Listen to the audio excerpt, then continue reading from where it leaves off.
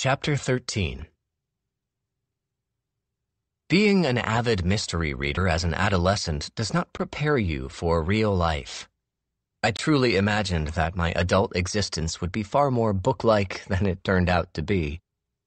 I thought, for example, that there would be several moments in which I got into a cab to follow someone. I thought I'd attend far more readings of someone's will, and that I'd need to know how to pick a lock, and that any time I went on vacation, especially to old, creaky inns or rented lake houses, something mysterious would happen. I thought train rides would inevitably involve a murder, that sinister occurrences would plague wedding weekends, and that old friends would constantly be getting in touch to ask for help, to tell me that their lives were in danger. I even thought quicksand would be an issue. I was prepared for all this in the same way that I wasn't prepared for the soul-crushing minutiae of life, the bills, the food preparation, the slow, dawning realization that adults live in uninteresting bubbles of their own making. Life is neither mysterious nor adventurous. Of course, I came to these conclusions before I became a murderer. Not that my criminal career satisfied the fantasy life I had as a kid. In my fantasies, I was never the murderer. I was the good guy, the detective, amateur, usually, who solved the crime. I was never the villain. Another skill set I thought I'd utilize more in my adult years was the ability to follow someone, and conversely, the ability to know when I was being followed. Again, these things never really came up. But on that Saturday night, after closing up Old Devil's, I walked across the Boston Common, wind cutting through my clothes, and wound up at the bar at Jacob Wirth, drinking German beer and eating Wiener Schnitzel. It was the middle of February, but there were still Christmas lights strung up along the high ceilings of the beer hall, and somehow this place made me feel okay about eating alone. That was how I judged restaurants near me. There were the ones that made you feel lonely when you ate alone, like some of the higher-end haunts that clutter Back Bay. And then there were those places, Jacob Wirth, a restaurant called Stoddard's, that were boisterous enough and dark enough that being alone didn't seem to matter so much. It was when I left Jacob Wirth and began the cold walk home that I felt sure I was being watched. Maybe I really have read too many books, but I felt it in my neck, an almost physical sensation that eyes were on me. I turned back, scanned the heavily bundled residents and tourists, but saw no one who seemed suspicious.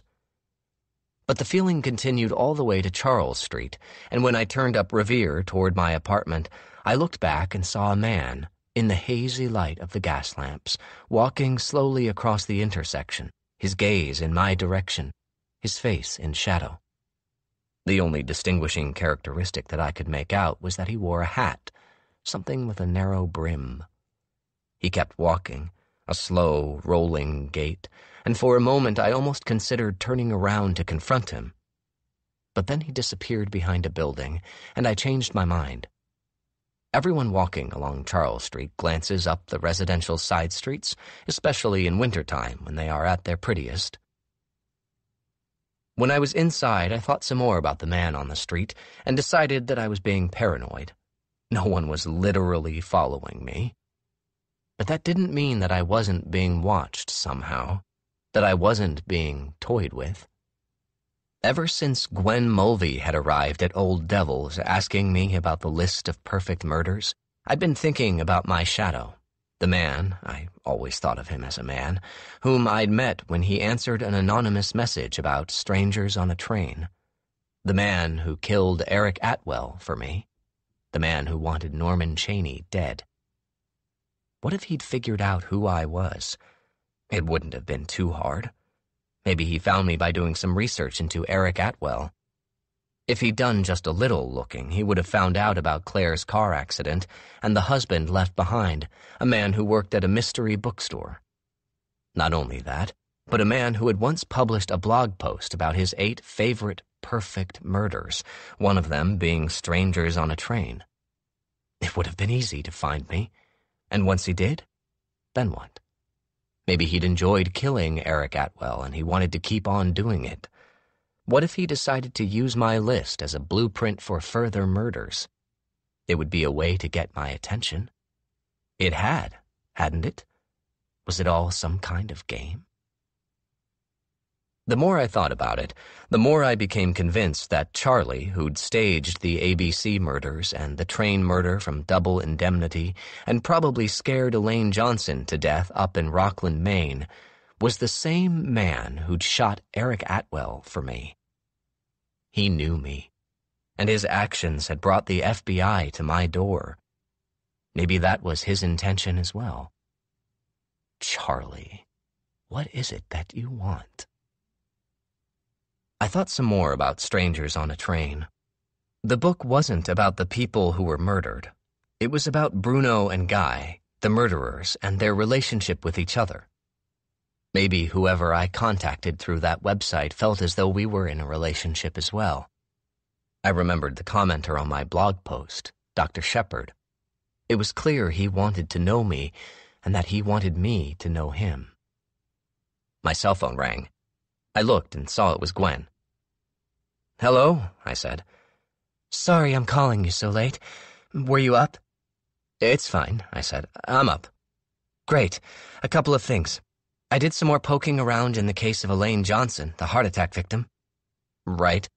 "I spoke with the police detective who attended the scene, and she told me that the house was absolutely packed with books."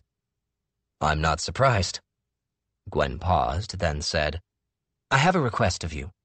I know it's strange, but I think it would be helpful. I'm driving to Rockland tomorrow afternoon. Could you come with me?" "I suppose I could," I said, "but I'm not sure I'd be any help. What would I be able to see that you wouldn't be able to?" "I've already thought about this," Gwen said. "Maybe you'd see nothing, but maybe you'd see a lot. You knew her. I'm not sure it would be helpful, but I don't think it could hurt. Does that make any sense to you?" "A little bit," I said. "So you'll come?" "Sure, I guess. When are you leaving?" "Excellent. I have to be here in New Haven all morning, and then I thought I could leave around noon. I'll swing through Boston and pick you up 1:30-ish, and we'll get to Rockland about 5 in the afternoon. Will that work?" "Okay," I said. "I can get coverage at the store. Will we be there overnight?" "I hadn't even thought of that. I just decided 5 minutes ago to make this trip." She thought for a moment. "Let's plan on spending the night. The detective said she'd meet us there at 5, but we might want to take more than one look at the house, and there might be other witnesses I can interview the next day. Is an overnight okay?" "Sure," I said. "Perfect. I'll text you when I'm leaving New Haven. Should I pick you up at the store or at your apartment?" I told her I'd be at the store, and we ended the call. I stood for a moment, then went and grabbed a beer from the fridge. I didn't really know why Gwen wanted me to come along with her to Elaine Johnson's house. She was grasping at straws. Maybe she was ambitious and thought I'd help her take down a serial killer. Maybe she wanted me there because she was hoping I'd tip my hand, that confronted with a crime scene, I'd give myself away. Of course, her impulse was correct. Elaine Johnson was one of the murderers on the list. The same man, my shadow, who killed Eric Atwell, had decided to keep killing people and to use my list. And he was reaching out to me. That was made clear by his choosing Elaine as one of the victims. But how exactly did he know about her? Know that she used to frequent the bookstore? How close was he to me? I didn't have the answers to those questions, but I did know in my gut that Gwen Mulvey was going to figure it out. She'd put it all together so far, and she was going to continue to put it together. And it was going to lead back to me, to the murder of Eric Atwell, and to what I'd done to Norman Chaney in New Hampshire. She was going to find me, and that meant I needed to find my shadow first. I needed to beat her to it. Chapter 14. The next day I woke early, packed an overnight bag, and went to Old Devil's. I hadn't slept well. I'd been thinking about him, of course. I realized that I need to decide on a formal name for this man. I'd always thought of him as my shadow, but that sounds a little too much like a comic book character. I think instead I'll go with Charlie, the name that Gwen and I came up with together. Charlie works. After I unlocked the store's front door, Nero came bounding through his cat door that led to the half-basement. It was where he sometimes slept, down near the furnace, but he never spent time there if people were around. He dropped and lolled in front of me, and I bent and rubbed his chest and under his chin. I thought there might be a point in my life when Nero would stretch out to get attention and I wouldn't think of Norman Chaney's bloodied corpse, but it hadn't happened yet. I went to the store computer and checked emails, then wrote a quick one to Brandon, asking if he'd be willing to close up the shop after his afternoon shift. I knew he'd do it, but I just wanted to make sure.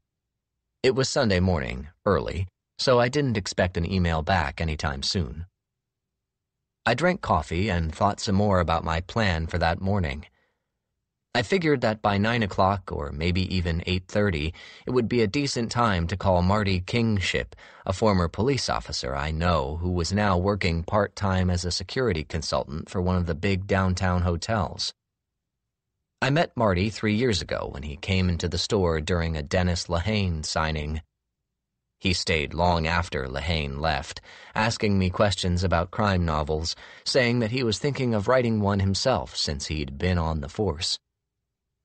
Before he left that night, he asked me if I wanted to grab a drink with him sometime. I told him I would and was surprised when he immediately suggested a place and a time. A bar called Marliave on the other side of the park on the next Thursday night at 8. It was a place I'd never been, the Marliave, tucked away on a side street near Downtown Crossing. The entrance was a narrow doorway that led to a tile-floored bar that looked more like a French bistro than the type of place an ex-cop would like to drink. Marty Kingship was at the long bar talking to one of the bartenders. He almost looked surprised when I grabbed the seat next to him, as though he'd forgotten arranging our meeting. "You came," he said. "Sure." "What are you having?" "I'm having a Miller Lite, but Robert here," he indicated the bartender, "tells me that I have terrible taste." I ordered a Hefeweizen. Marty got another beer and ordered some food, escargot, and a plate of meatball sliders. I've never been good at making friends. Sometimes I blame it on the fact that I am an only child and that neither of my parents, excepting my father when he was drunk, was particularly sociable. But I think it goes deeper than that, to an inability to make genuine connections with people. The longer I interact with someone, the more distant I begin to feel from them. I can feel an enormous amount of affection for an elderly German tourist who visits my store for 10 minutes and buys a used copy of a Simon Brett novel. But whenever I begin to truly get to know people, it's as though they start to dim, as though they are behind a glass partition that gets thicker and thicker. The more I learn about them, the harder they are to see and hear in any meaningful way. There are exceptions. Claire, for one. My best friend in junior high, Lawrence Thibault, who moved to somewhere in Brazil at the end of 8th grade. And characters in books, of course. And poets. The more I learn about them, the more I like them. Marty, when I first met him, was looking for friends, and for a while I tried to fill that role. He'd been a police officer in Western Mass, but had quit shortly after his kids had left the house and his wife had filed for divorce. He'd moved into a one-bedroom condo near Dudley Square and considered himself semi-retired, even though he did do the occasional security work, and even though he was outlining a novel that I was pretty sure he would never write. He was a funny guy.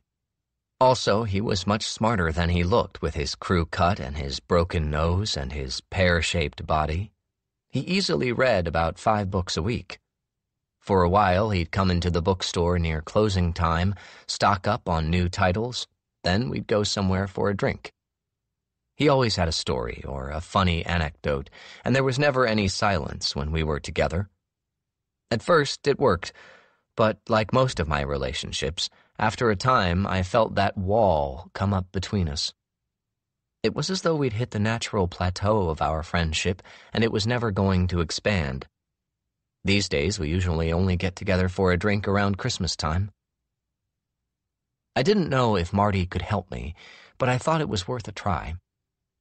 He'd have the time, and he'd have the resources to find out information about Norman Chaney. It was a risk, but one that I needed to take. Charlie, whoever he was, had wanted Norman Chaney to die. And I also knew that he wanted someone else to do it, which meant that he would have been a suspect in the killing. At 9, I called Marty. "Hey, stranger," he said. "Did I wake you?" "Nah, just got out of the shower. Spent about 20 goddamn minutes trying to get the old sliver of soap to stick to my new bar. I must have bought a new brand and they wouldn't keep together at all. It's not like one was green and one was brown or something. They were pretty much the same color and they wanted nothing to do with each other. I'm sure that's why you called, to find out about my shower, right?" "No, but that was a great story. You got a lot going on in your life, huh?" "I do, actually. Cindy's coming and staying here for spring break. I'm not deluded. She's interested in some guy at BU, but still, something to look forward to." Cindy was Marty's daughter, the only member of the family with whom he still had regular contact. "That's good news, Marty. Look, I actually have a favor to ask from you." "Oh, yeah?" "If it's something you can't do or don't feel right about, just tell me. It's not going to be a big deal." "You want me to kill someone?" he said, and laughed. "No, but I actually do want some information on someone who was killed. Is that something you can do as an ex-cop?" "What kind of information?" "This has to be just between us," I said. "You can't tell anyone." "Not a problem. You in trouble?" No, I said. During the course of the phone conversation, I'd begun to realize that I would need some sort of reason for what I was asking. I quickly decided on a twisted version of the truth. "The FBI got in contact with me over an old homicide case, a man from New Hampshire who was murdered about 4 years ago. Norman Chaney, Chaney. They didn't tell me everything, but apparently he had a lot of books from the store, and they think there might be some connection." "What kind of connection?" "They wouldn't tell me, exactly. I'm feeling thrown by this whole thing, and I was wondering if you could look into it for me, find out something about this guy. I feel like maybe they're not telling me the whole story, that it might have something to do with Claire or something." "I can make some calls, sure," Marty said, sounding a little confused. "It's probably nothing, Mal. Periodically someone will be handed a cold case and they find some avenue that wasn't fully investigated, like where he got his books from, and they decide to check it out. It's grasping at straws. You said it was the FBI came to see you?" "Yeah, that's strange, isn't it?" "Don't worry about it. I'll make some calls. I'm sure it's nothing." "Thanks so much, Marty." "What else is going on with you?" "Not too much. Buying books, selling books." "Let's grab a beer soon. I'll call you when I get information on this Donald Chaney, and we can meet." "Norman Chaney." Right. Norman Chaney." "Yeah, let's do that," I said. Grab a drink." I hung up the phone, realizing only after I'd done so that my shoulders were rigid and my jaw ached. Norman Chaney had been a name I'd been trying to forget for years. Just saying it out loud had physically changed me. Again, I wondered if I'd made a mistake by bringing Marty into this, but I needed to know who wanted Chaney dead. I rolled my shoulders, loosening them, just as Emily came through the door, unwinding a long scarf from around her neck. It was opening time, and I turned all the lights on in the store, went and put the open sign in the front door. There was a stack of new arrivals in the back that needed to be shelved, and after Emily had shed all her outerwear, the two of us got to work, mostly in silence. When we did talk, I noticed that her voice was slightly hoarse, as though she were coming down with a cold, or else she'd talked too much the night before. I remembered that she had plans.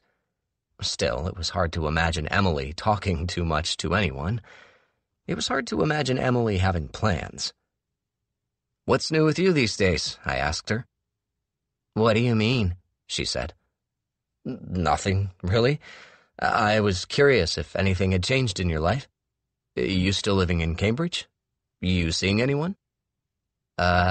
She said, and I waited for more. "Seen any good movies?" I said, just to give her an out after the silence lasted an uncomfortable level of time. "I saw Under the Skin," she said. "Oh, yeah. Was that the one with Scarlett Johansson as the alien?" "Exactly." "How was it?" "Really great." "Good to know," I said, and decided to not ask her any more questions. I never had children, so I'll never know what it's like to have a suddenly silent teenager, but sometimes I felt like that was my relationship with Emily. We went back to shelving books, and I found myself thinking about my conversation with Marty. Maybe it had been a mistake to ask him to look at Norman Chaney, but it felt like something I had to do. Chaney was my link to Charlie. Well, also Elaine Johnson, I suppose, but he must have picked her because he knew I knew her. And if I assumed that the other murders were more or less random, then the murder that would lead me to his identity was Norman Chaney. He wanted Chaney dead, and if I found out why, I'd find Charlie. Around noon, my phone buzzed. It was Gwen, texting to let me know she was on her way. I told Emily that I was leaving early that day, but Brandon was closing up, and I also told her that there was a possibility she would have to open the store herself the following morning. Both Brandon and Emily had their own keys to Old Devil's. If she was curious about where I was going, she didn't show it. Around 1, I began to keep an eye on the front door with its view out to Berry Street. My bag was packed with enough clothes and toiletries for a possible overnight stay. Despite the anxiety I was feeling about the situation and about what Gwen might discover, I was looking forward to the trip. I'd been feeling confined by Boston this winter. I was looking forward to the highway, to snowy vistas, to visiting a place I'd never been before. At 1:30, I poked my head out the front door and spotted Gwen pulling up in front of a hydrant in a beige Chevy Equinox. I said goodbye to Emily and headed out just as my cell phone began to ring. I saw Gwen's number on the screen, ignored it, and walked across the street to the passenger side door, knocking on the glass. She glanced in my direction, turned off the phone, and I got inside the car. It smelled new, and I wondered if it was a company car. I buckled up and put my small bag on the floor between my feet. "Hi," she said. "I did book us 2 rooms in Rockland, just in case. You have everything you need?" "I do," I said. She continued down Berry Street toward Storrow Drive. We were both quiet, and I decided to not speak first, not knowing if she was trying to concentrate on getting out of Boston. Once we hit 93 North, however, she thanked me for coming. "It'll be nice to get out of the city," I said. I turned and looked at her for the first time since I'd gotten into the car. She'd taken her coat off to drive and was wearing a cable-knit sweater and a pair of dark jeans. Her hands were correctly positioned on the steering wheel, 10 and 2, and she was studying the road as though she needed glasses. She was so intent that I was able to study her face a little.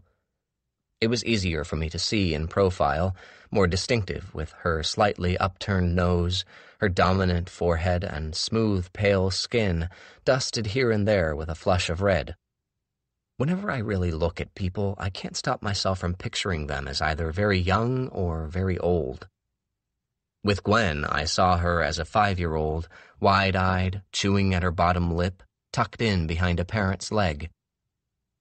Then I pictured her as an old woman, gray hair knotted down her back, her skin with that papery quality some old people get, but pretty with her large, intelligent eyes.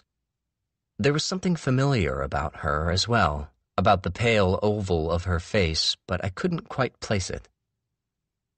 "We're meeting Detective Cifelli at Elaine Johnson's house at 6 o'clock. Have you eaten lunch?" I told her I'd had a late breakfast, and we ended up stopping at a rest area around Kennebunk in Maine. There was a Burger King and a Popeyes. We each got burgers and coffee and ate quickly at a booth near a window. It was so bright outside, the sky cloudless, and the ground covered with recently fallen snow, that we both squinted as we ate. After eating her burger, then popping the tab on the lid of her coffee, she said, "They arrested someone for the murder of Daniel Gonzalez last night." "Oh," I said. "The guy who was shot while walking his dog?" "Yeah. Turns out he was also dealing MDMA to his students at the college he was working at, and he was shot by a rival drug dealer. I guess we got that wrong." "Still," I said. "Right. We've got many definites. The ABC murders are definite. The double indemnity murder is definite. And I feel pretty sure about what we're going to find at Elaine Johnson's house in Rockland." "Pretty sure we'll find what?" I said. "Something. He'll have left something. He's theatrical, Charlie. Like it wasn't just enough for him to murder 3 people who had a connection between his names. He had to send a feather." "What feather?" I said. "Oh, I forgot I didn't tell you. That's what arrived at the police stations after Robin Callahan and Ethan Bird and Jay Bradshaw all were killed.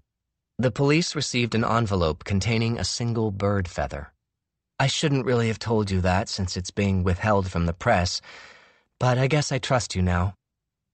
"That's good, I guess," I said. "And now you know what I mean by theatrical. That's why I think we'll find something at the scene of the crime. That, and because you knew her. Because whoever is following your list knows you. I don't mean that you know them. I mean, you might. But they know you. Charlie knows you. And I think we'll find something there, something to connect the crime to the list, something solid. I feel good about it. You still eating?" I realized that I'd been holding my half of a burger for the past 2 minutes. "Oh, sorry," I said, and took a large bite, even though I was no longer hungry. I knew everything Gwen was saying was correct, but it was still spooky to hear it from somewhere besides my own head. "You can take it with you if you want, but we need to get back on the road. It's another 2 hours at least to Rockland." Chapter 15. The inside of Elaine Johnson's house was pretty much as I'd imagined it, cluttered and dusty, books everywhere. The house was a cape with chipped gray paint on the outside. It was on a street about half a mile from Route 1, dwarfed by pine trees and almost unreachable because of the recent snowfall. Gwen parked the Equinox on the rutted street just behind the police car that was waiting for us, along with its occupant, Detective Laura Cifelli, a middle-aged woman with a round, pretty face, mostly obscured by the fur-lined hood of an enormous coat. It was dusk, a pale sun low in the horizon, our breath billowing in the sub-zero air. All 3 of us quickly said our hellos, then tramped through the snow to the front door where we stood for what felt like 5 minutes while Detective Cifelli retrieved the key from one of her pockets. There was a car in the driveway, one of those old boxy Lincolns, probably too big for the attached single-car garage. The detective told us once we were inside the house that the last she'd heard, the house was unclaimed property at this point, since Elaine Johnson had died without a will and with no immediate relatives. "Are there lights?" Gwen asked, and Detective Cifelli answered by hitting the nearest switch, which flooded the kitchen with harsh overhead lighting. "Utilities haven't been switched off yet," she said. "And I guess they're keeping the heat on low so the pipes won't freeze." I looked around the kitchen, surprised to see an open peanut butter jar on the tiled island, a knife stuck inside of it. I hadn't liked Elaine Johnson, but that didn't mean I rejoiced in her dying a lonely death. "Did any scene of crime officers file a report?" Gwen asked. "No, just the coroner. It was ruled a natural death. Heart attack." Since the body was taken out of here, no one's been back, far as I know. Were you here? I was. I got the call. The body was in the bedroom, halfway between her closet and the bed. I can show you if you like. Corpse was here alone for over a week. I knew it was a dead body as soon as I got this far into the kitchen. Sorry, Gwen said. Who reported it? Neighbor across the street let us know her mail was piling up. Their mailboxes are side by side. When I came to check, the front door was unlocked, so I entered. Knew it was bad news right away. Did the neighbor report anything else? Any suspicious activity in the neighborhood? Not that I know of. We didn't consider this a suspicious death, though, so she was never asked. You're more than welcome to ask the neighbor yourself. Maybe tomorrow? You're spending the night? We are, she said. I might want to talk with the coroner as well. It depends on what we find here in the house. I'd been watching the two have this conversation, but I had begun to look around the kitchen as well.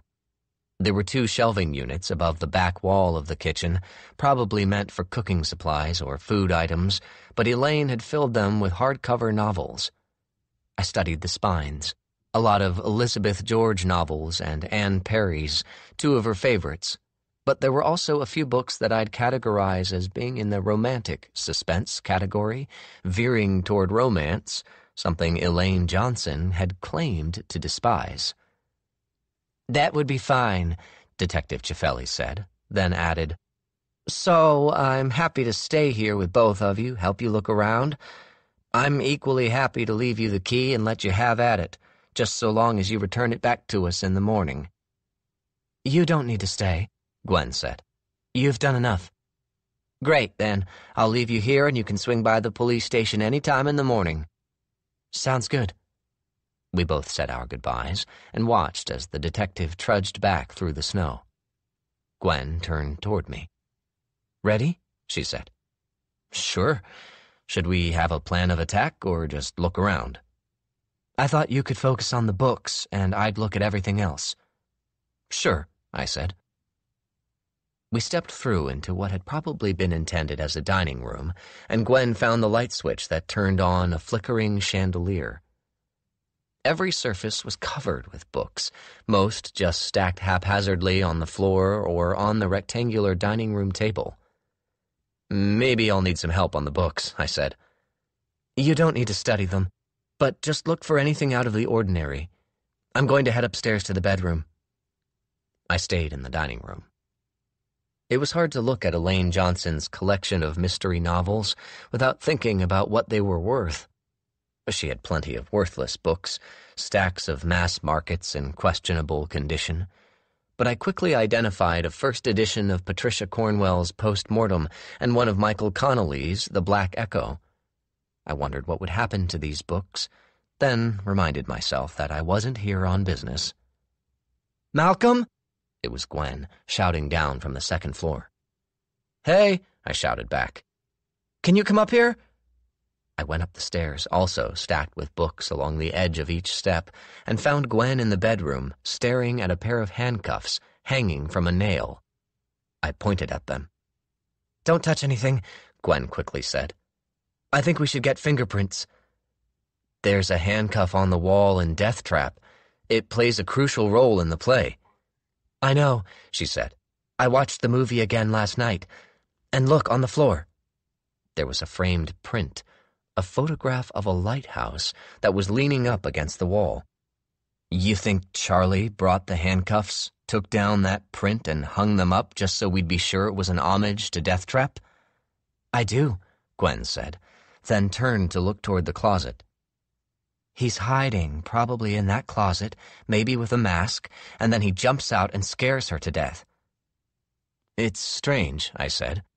As far as we know, it's the first time he's staged something to point specifically to the list. It's also the first time he's killed someone that you knew. We were both standing, looking toward the closet. Gwen said, I've seen enough, honestly. I just want these handcuffs photographed and fingerprinted. He probably wore gloves. We won't know until we look, but yes, he probably wore gloves. I looked around the rest of the room while Gwen pulled out her phone and stared at what looked like a text message she'd just received. There was an old four-poster bed, loosely made up and covered with a pink chenille bedspread. The hardwood floors had woven throw rugs on them that had faded over the years. The one at the foot of the bed was covered with fur. "Did she have a pet?" I said. "I don't remember reading about one in the report," Gwen said. I tried to remember back to when Elaine Johnson used to come in to Old Devils, and I didn't remember her ever paying attention to Nero. My guess is her sister had a dog or a cat, and she just had never cleaned the rug. In fact, nothing was clean in the house. I went and looked at a framed photograph on the wall above the bureau. The frame was white, and its top edge had turned a shiny black with all the grime. The photograph in the frame was of a family on vacation, a father in a golf shirt, a mother in a short plaid dress and horn-rimmed glasses. There were 4 children, 2 older boys and 2 younger girls. They were posed in front of an enormous tree, a redwood, probably, somewhere in California. I leaned in, trying to pick out which one of the pre-adolescent girls was Elaine, but the photograph was slightly blurry and had faded with age. I assumed, however, that Elaine was the younger of the 2, the one with glasses, holding a doll by her side. She was the only child not smiling. "Ready?" Gwen said. "Sure." When we got to the bottom of the stairs, I peered into the living room, lined with shelves. "Can I look at the books in here real quick?" I said, and Gwen shrugged and nodded. It was clear that Elaine's sister had been a reader as well, and that most of the books that filled the living room shelves had belonged to her. There was a lot of nonfiction and historical fiction. One entire shelf was devoted to James Michener, but there was also a tall bookcase crammed into a corner that looked as though it had been brought by Elaine. One of its shelves was filled with a dusty collection of vintage glass paperweights.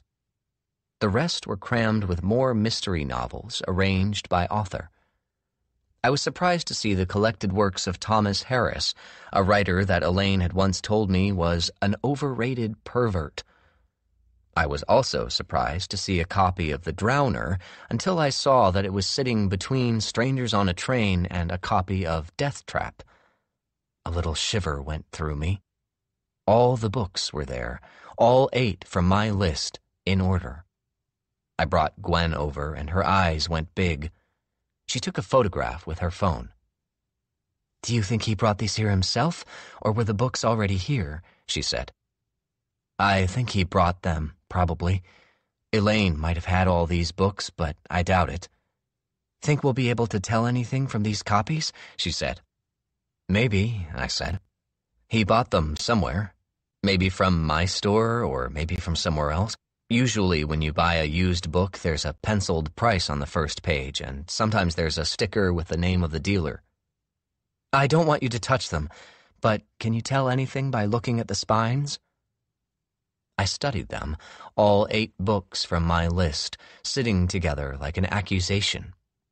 The only spine that jumped out was the one for Malice Aforethought. I recognized it as a UK paperback edition released as a tie-in with a TV miniseries from about 10 years ago.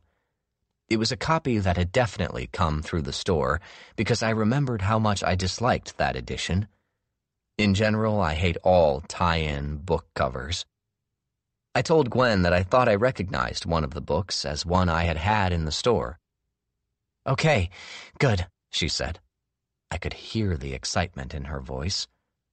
"After I get them checked for fingerprints, I'll have them photographed and we can look at them together.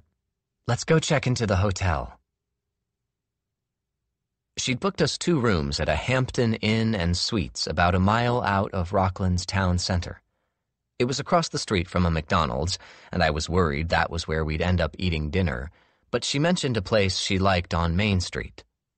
"I made reservations for 2, but if you'd rather go someplace else—" "No," I said. "I'm happy to follow your lead." We checked in, then met back in the lobby an hour later and drove into town. It was off-season, so I was surprised that several restaurants seemed to be open. We parked right in front of a 2-story brick building, only a few steps away from the entrance to the town tavern, advertising itself as an ale and oyster house. It was a Sunday night, and the place was predictably empty, although 2 couples sat at the bar. The hostess, a youngish woman wearing a Bruins sweatshirt, took us to a booth. "This okay?" Gwen said. "Sure. You said you've been here before?" "My grandparents have a house on Megunticook Lake, which is not far from here. I come up to the mid-coast at least 2 weeks every summer. Honestly, it's my grandpa who reveres this place because they do baked oysters the way he likes them." The waitress came. I ordered a gritty McDuff's English-style bitter and a lobster roll. Gwen ordered a harpoon and a haddock Reuben. "No baked oysters?" I said. She turned to the waitress. "Can we get 6 oysters to start?" After the waitress left, Gwen said, "For Grandpa. I'll let him know." "Where do they live the rest of the year?" I asked. "Upstate New York, although they keep talking about moving here year-round. But they'd have to buy a new house. The lake place isn't winterized. Have you been to this part of Maine before?" "I've been to Camden, once. That's close to here, right?" "Next town, yeah. When was that?" "I don't know exactly. 10 years ago. Just a vacation." I'd gone with Claire, of course, back when we frequently took road trips all over New England. Our beers arrived, along with a basket of bread. We each took sips. Then Gwen said, "Can I ask you about your wife? Do you mind?" "I don't mind, no," I said, and tried to look normal. But I was aware that we'd lost eye contact across the table. "When did she die?" 5 years ago now, although it doesn't feel that long." "I'm sure," Gwen said, wiping some foam off her upper lip with a knuckle. "That must have been terrible. Her dying so young. The way she died?" "You've done some checking up." "Yes, a little bit. When I first got your name, when I found the list, I ran a check on you." "Did you see that I'd been questioned in the murder investigation into Eric Atwell?" "I did see that." "I would have killed him, if I had a chance. But it wasn't me." "I know that." "It's okay if you don't. I know you're doing your job, and I know you're wondering what connection I have with all these murders. Truth is, I don't have any, or at least not that I know of. After my wife died, I told myself that I would just go on living by myself, doing my job, reading books. I want a quiet life." "I believe you," she said, and she looked at me with an emotion I couldn't quite read. It seemed like affection. Or maybe it was pity. "You sure?"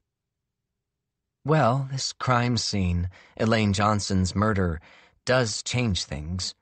It's different from the others. It's pointing directly at you, directly at the list." "I know it is. It's giving me a very strange feeling." "Tell me more about Brian Murray. Would he have known Elaine Johnson?" "He did, actually," I said.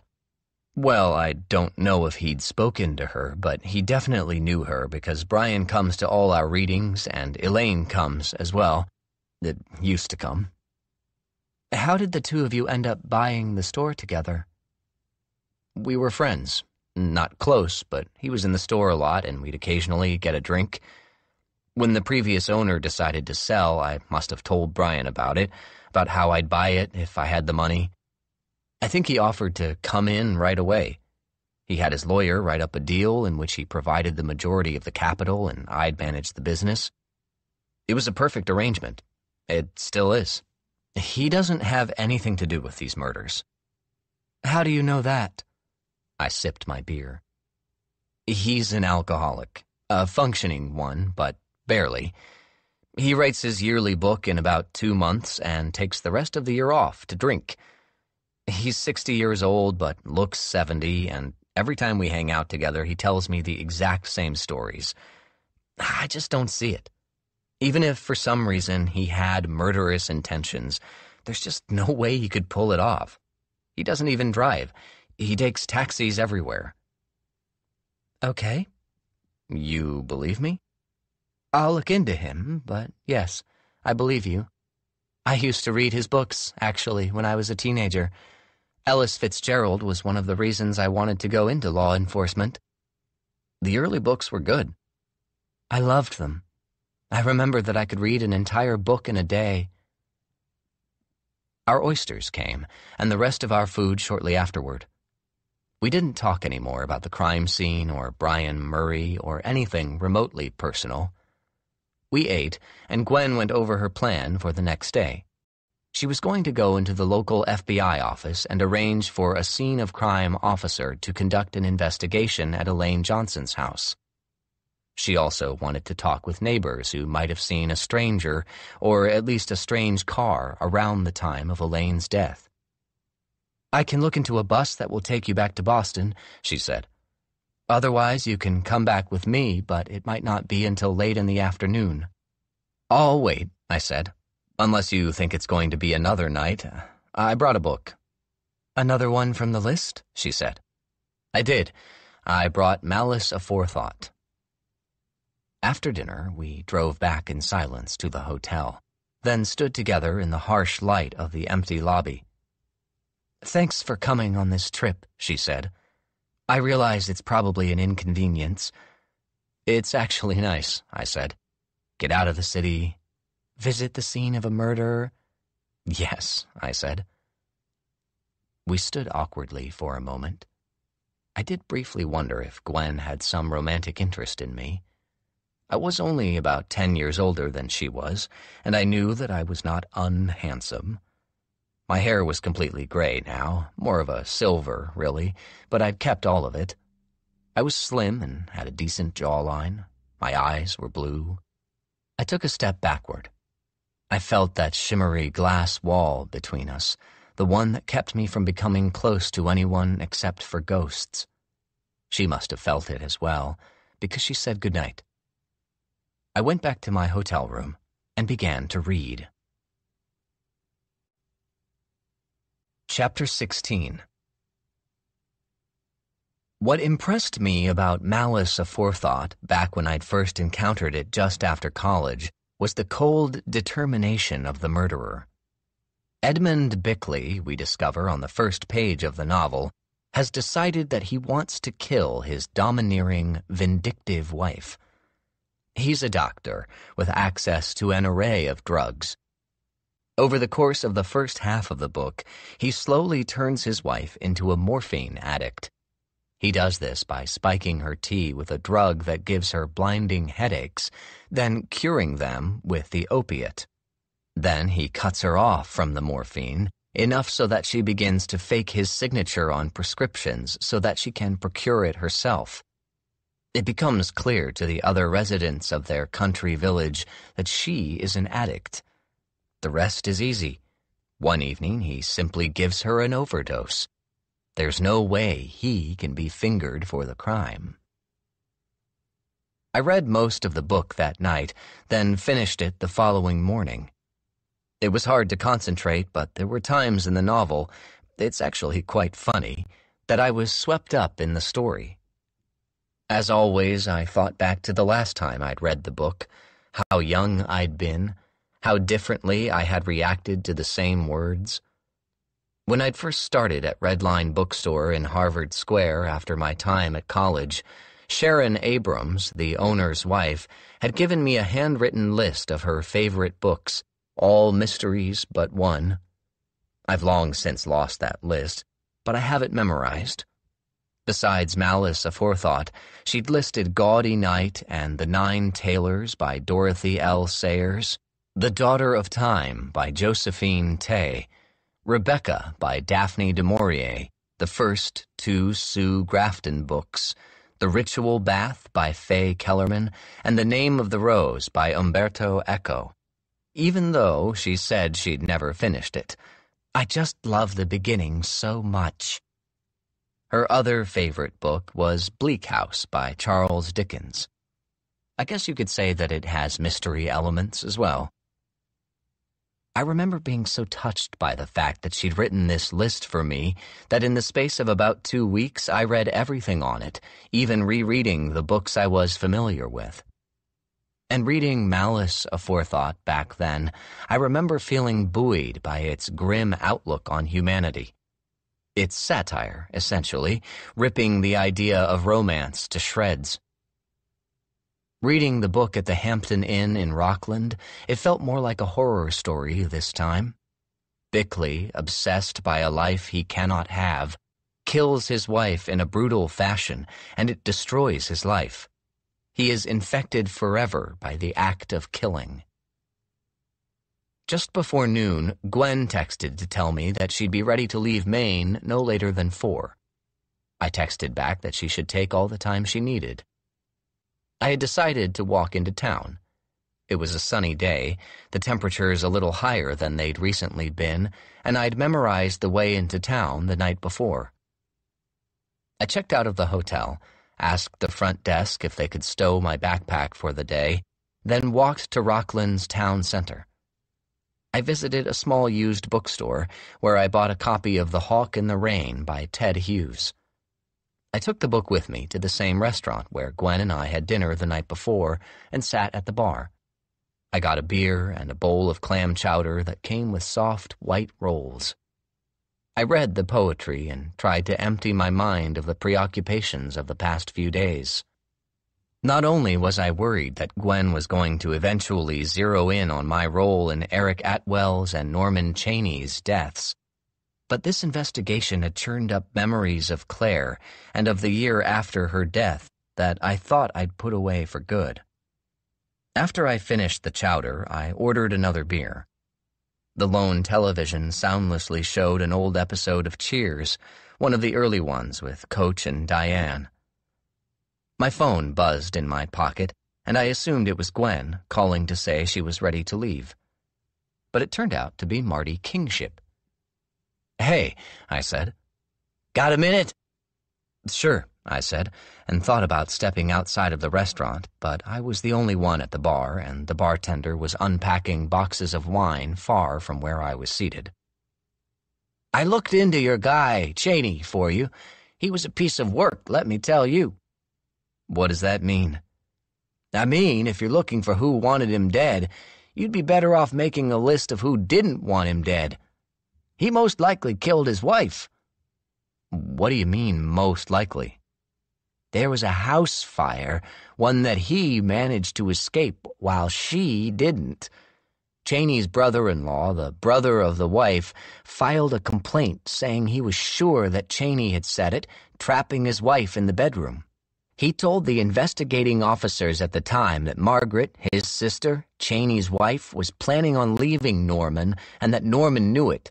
He'd been a serial adulterer and she had proof, so she was going to get at least half of the money, if not more." "Were they rich?" "They had some money, for sure. He owned 2 service stations, but he'd also been investigated for money laundering. It went nowhere, though." "Who was he money laundering for?" "Oh, some local drug outfit. He must have stepped out of line at some point because one of his service stations got held up and an employee got shot. Only no one thought it was a regular holdup. It was probably revenge. This was only about 6 months before his wife died. Like I said, there was a whole slew of people wanting to get rid of Norman Chaney. He was a bad apple." "What happened to him after the house burned down?" "He sold off his service stations and bought a house up in some minuscule town in New Hampshire, up near the ski resorts. But someone found him there and killed him. Maybe the brother-in-law?" "Why do you say that?" "I'm not saying it, but the cop I talked to is.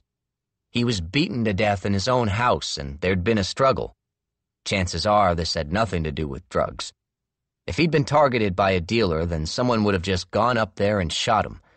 It was an amateur, which means it was probably the brother-in-law." "But he was never arrested?" "I guess he had an alibi." "What was his name?" "Nicholas Pruitt. He's an English professor at New Essex University." "I know, right? Doesn't exactly sound like a murderer." "Depends on the type of book you like to read." Marty laughed. Exactly. Definitely a murderer in an Inspector Morse book. In real life, not so much. Thanks for doing this, Marty, I said. You kidding me? This was the most fun I've had since that shower I took yesterday, and this is just the start. I'll keep looking for you. Will you? That would be great, I said. Marty coughed, then said, I don't mean to pry, but you're not in any kind of trouble or anything? No, it's just like I said. The FBI questioned me about this guy who I'd never heard about, told me he had a collection of used mystery novels, a lot with a bunch of bookmarks from old devils. You believed them about that? I lowered my voice and tried to sound calm. I don't know, Marty. Not really. Before she died, Claire was back into drugs. You know all about that. Maybe she knew Norman Chaney, and they think that I might have gone after him because he provided drugs to her or something. That's what I'm guessing. I should never have asked you to. No, Marty quickly said. Fuck them. I know you'd have nothing to do with that. But I had to ask. Honestly, I wouldn't have worried about it, but when I started to think it had something to do with Claire, I just couldn't stop turning it over in my mind again and again. I'll keep looking into this guy, but nothing about Claire has come up. It won't either, Mal. I'm sure of it. Thanks, Marty, I said. What you got is great. I owe you a drink. Let's do it sometime soon. I'll do a little more snooping for you and deliver my report. How about Wednesday? That works, I said, and we made it official. 6 o'clock at Jack Crow's. After I'd stopped talking on the phone, the bartender floated over to check on my beer. I asked for a pen instead, then wrote down the name Nicholas Pruitt on a bar napkin. My body was buzzing with excitement. Nicholas Pruitt seemed so right somehow. If Norman Chaney had killed Pruitt's sister, then he'd have a definite motive. And he was an English professor, which meant he'd most likely be familiar with strangers on a train. I felt like I had found him. I had found Charlie. I decided that when I got together for a drink with Marty, I'd need to tell him to stop looking into Chaney. He was a retired police detective.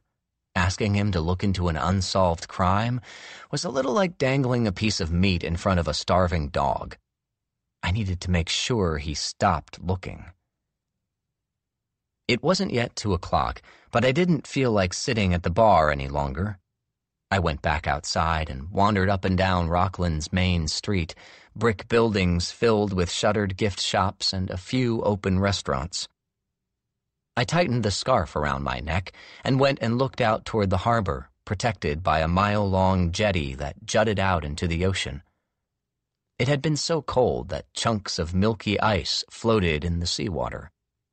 Farther out, the water sparkled in the sunlight.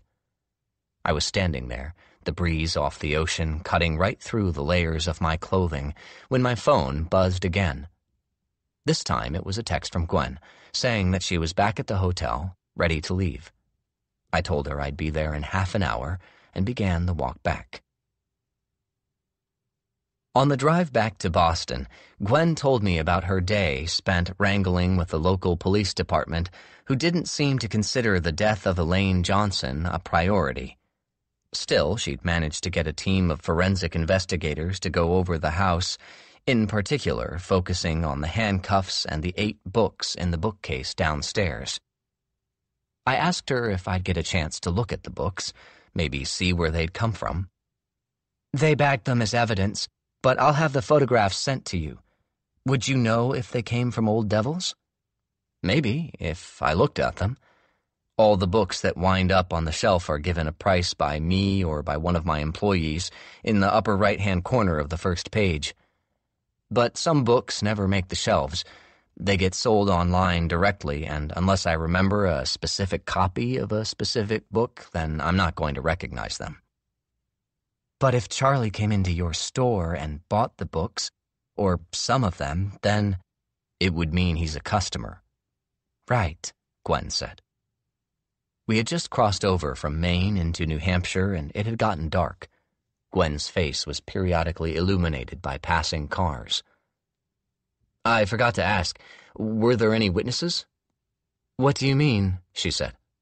I mean, did you find a witness who saw someone or someone's car outside of Elaine Johnson's house around the time of the murder? Oh, that. No, I questioned the neighbor across the street who reported that Elaine's mail hadn't been picked up, but she hadn't seen anything. She's old, and I doubt she could even see anyone on the street. So no luck there, I said. I'm not surprised. If there's one other connection between all these murders, besides your list, it's that there have been no witnesses. No clues at all, really. No mistakes. There must have been something. There was a murder weapon left behind at the site of J. Bradshaw's homicide. He was one of the ABC murders? Yes, he was beaten to death in his garage. In some ways, his murder is a bit of an outlier. It was messy, for one. He fought back, and there was a lot of blood. His garage was full of tools, all of which could have been the murder weapon, but it turned out that the weapon that was used, at least initially, was a baseball bat. How do they know it didn't come from the garage, that it was brought there? They don't know, not for a fact. But there was no other sports equipment at Bradshaw's house, and all the tools in his garage were carpentry tools. That's what he was, a carpenter, although he'd been charged 10 years earlier with attempted rape while putting up bookshelves for a divorced woman. Since then, he'd done very little work. He kept a sign up in front of his house at all times advertising used tools for sale, and according to his only friend, he spent most of the day in his garage. He would have been easy to target. The baseball bat was the only piece of evidence found that seemed as though it didn't belong in his garage. Was it special? What, the bat? Yeah, was there something unusual about it? Was it from the 1950s or anything? Signed by Mickey Mantle? No, it was new, and it was a brand that sold at just about every sporting goods store. It didn't go anywhere. Also, it didn't actually deliver the killing blow. Bradshaw was hit by the baseball bat, but he'd been killed with a sledgehammer, directly to his head. Sorry for the image. When Gwen pulled up in front of the bookstore, she said, "Here you go," then quickly added, "Oh, maybe you wanted to go to your home. I didn't even ask." "This is fine," I said. "I should probably check in here anyway, and I only live a few blocks away." "Thanks for coming. As soon as I get those photographs of the books, can I send them to you?" "Sure," I said. The store was open for another 15 minutes, and I could see Brandon behind the front desk, a book splayed open in front of him. I swung through the front door, and he looked up. "Boss," he said. "Hey, Brandon." He tilted the book he was reading so I could see the cover. It was The Cuckoo's Calling by Robert Galbraith, who not so long ago had been revealed to actually be J.K. Rowling. "Good," he said, and went back to reading. "I'm just popping in. Anything happen while I was away?" He told me how yesterday afternoon a woman in a fur coat came in and bought $200 worth of new hardcovers and arranged to have them shipped to her address in Malibu. And he told me that he thought he'd finally fixed the faucet in the employee bathroom that was always leaking. "Thanks," I said. I heard Nero's plaintive meow and bent down to greet him. "He misses you, I think, when you're not here," Brandon said. And something about those words caused me to have one of those periodic waves of deep sadness that suddenly infect me from time to time. I stood suddenly, and the light swam in front of my eyes. I was hungry, I realized. It was late, and I hadn't eaten since lunch in Rockland. I walked home and got my car, then drove over the river to Somerville, the town I'd lived in with Claire. I sat at the bar at R.F. O'Sullivan's, a place I hadn't been for years, drinking Guinness and eating one of their softball-size burgers. Afterward, I drove to the Somerville Public Library, pleased to see it was still open. I went to the second floor and found a computer with an open internet browser, punched in the name that Marty had given me earlier, Nicholas Pruitt. Not only was he an English professor at New Essex University, he had published a book of short stories called Little Fish, There were 2 pictures of him I could find online, an author photograph plus a candid from a faculty cocktail party. He was about what you'd expect a college English professor to look like, tall and stoop-shouldered, with a slight paunch and hair that stuck up at the front as though he constantly ran his fingers through it. His hair was a brownish-black, but his closely trimmed beard was salted with gray. In his author photograph, he was turned to a 3/4 profile and was staring toward the camera with an expression that seemed to be asking for validation. "Take me seriously," it said. "I just might be a genius." Maybe I'm being harsh, but that was what I saw. I've always been suspicious of literary writers with their attempts at immortality. That is why I much prefer thriller writers and poets. I like the writers who know they are fighting a losing battle. While there was plenty of online information about Nicholas Pruitt, who went by Nick, it seemed, there was very little information about his personal life. If he was married or had kids, I couldn't find any confirmation of that fact. The most telling thing I read about him was on a site that enabled students to anonymously grade their professors. The bulk of his reviews pointed to a decent professor who was sometimes a hard grader, but one user wrote, "To be honest, Professor Pruitt gave me the creeps. He was far too into Lady Macbeth, to be honest. I don't know why he insisted on acting out all her parts." It wasn't much, but it was something. I had already constructed an entire fantasy of what might have turned Nicholas Pruitt into Charlie. The way I imagined it was that Pruitt's sister Margaret marries Norman Chaney, who turns out to be not only a creep, but a criminal, and a man who murders Pruitt's sister and gets away with it. Pruitt decides to kill Norman Chaney, but knows that if he does it, he will be the prime suspect. So, thinking he might be able to hire someone to kill Chaney, he goes on to Duckburg and finds my message about strangers on a train. He's an English professor and knows that book well. He knows what I'm suggesting, and we exchange names and addresses. He kills Eric Atwell. It goes well, not just because he gets away with it, but because he actually enjoys it. It gives him the power he has always craved. When Norman Chaney dies, while Pruitt is away somewhere establishing an alibi, he feels further empowered. Killing feels good. He decides he has to find out who he swapped with, who murdered Chaney for him. It wouldn't have been hard. A little snooping, and he'd discover that Eric Atwell had been questioned by police in regard to a motor vehicle accident that took the wife of Malcolm Kershaw.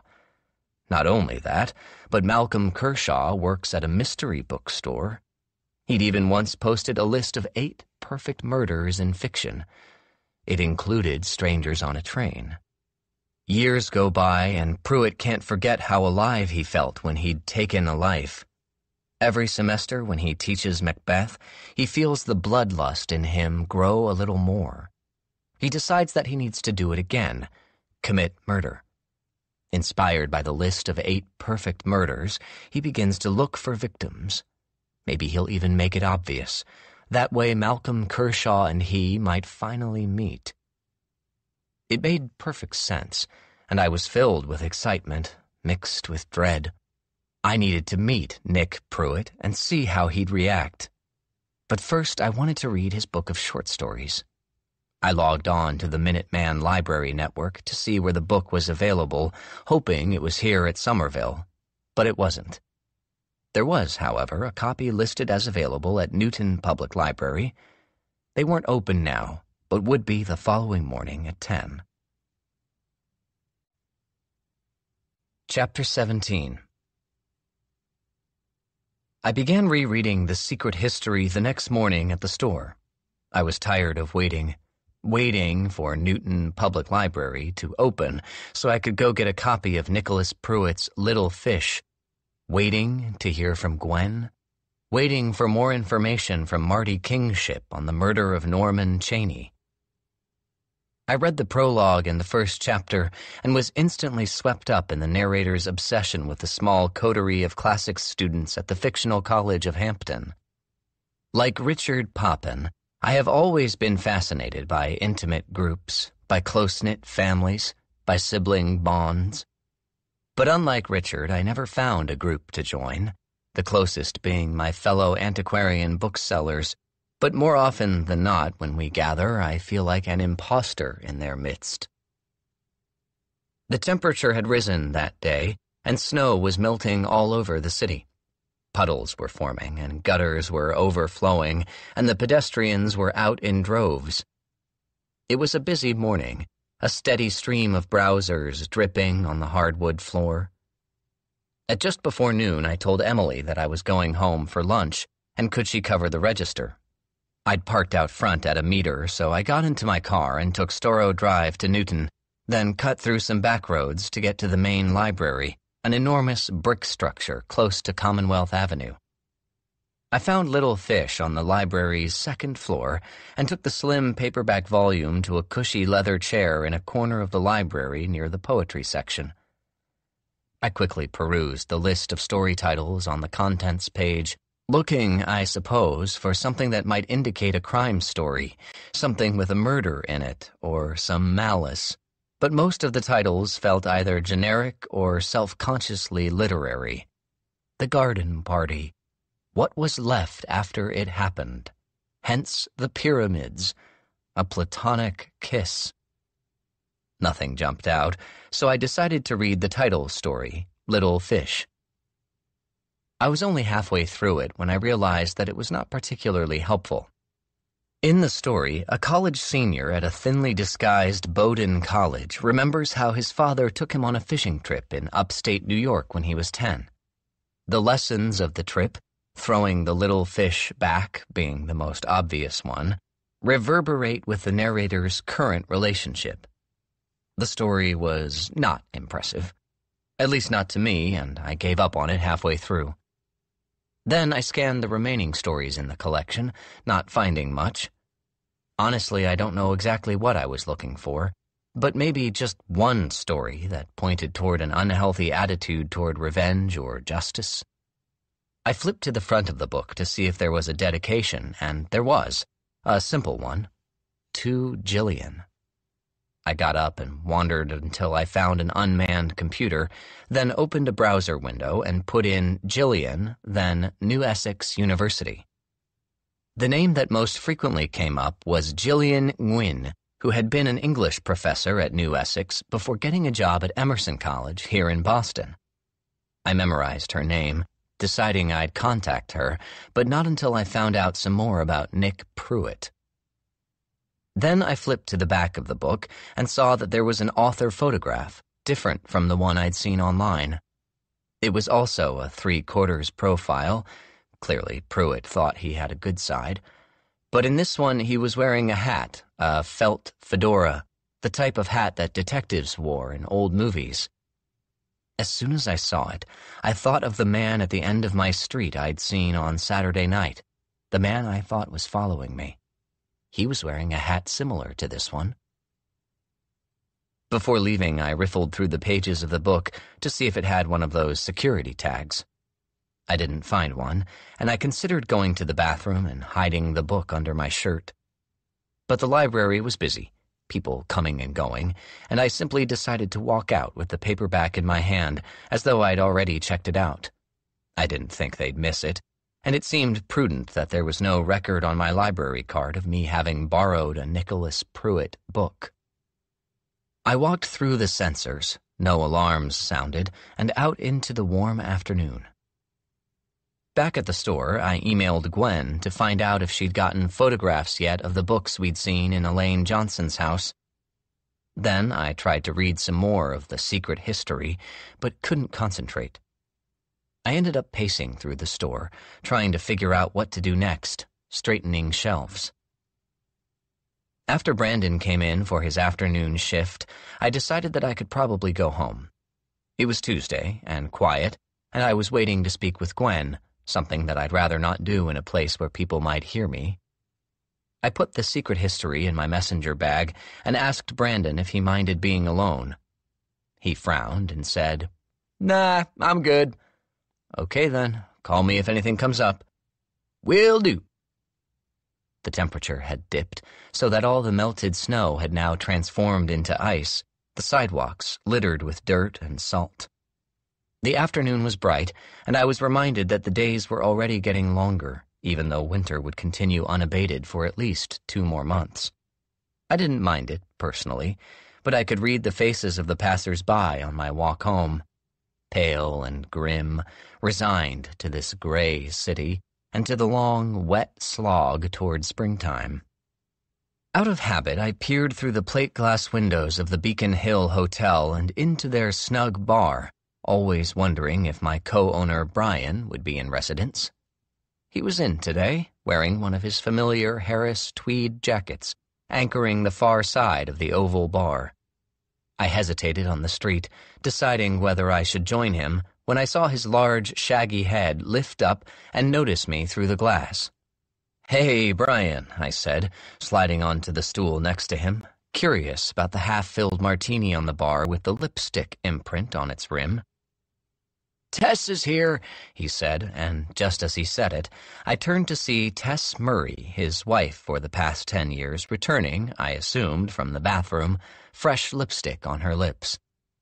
"Oh, sorry, Tess," I said, stepping back to let her retake her seat. "No, sit there. We're always thrilled to have a buffer between us, aren't we, Bri?"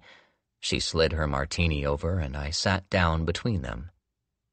I saw Tess far less than I saw Brian, and it was very unusual that she was out for a drink with him, especially early on a Tuesday afternoon.